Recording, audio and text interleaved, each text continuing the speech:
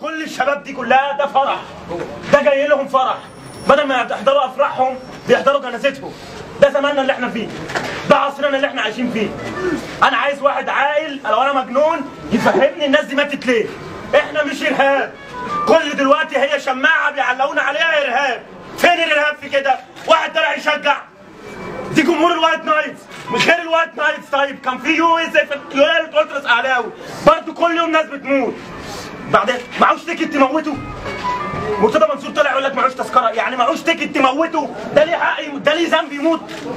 ده ليه ذنب يموت؟ بصوا شوفوا مناظر، خشوا شوفوا مناظر. انا مش بتكلم كلام ان انا وكتاب ربنا عهد علينا كلنا العنف يولد عنف. رساله للوزراء كلهم، العنف هيولد عنف. شريط اسود في الاخر وهيقول لك جثث ماتت وضحايا ماتت وواقف دوري وواقف كوره، وفي الاخر برضه ناس هتموت تاني. بمجرد ان هو بيشجع، واحد بيشجع بيموت، واحد بيركب قطر بيموت، واحد بيركب اتوبيس بيموت، طفل راح مدرسته بيموت، كل يوم ناس بتموت.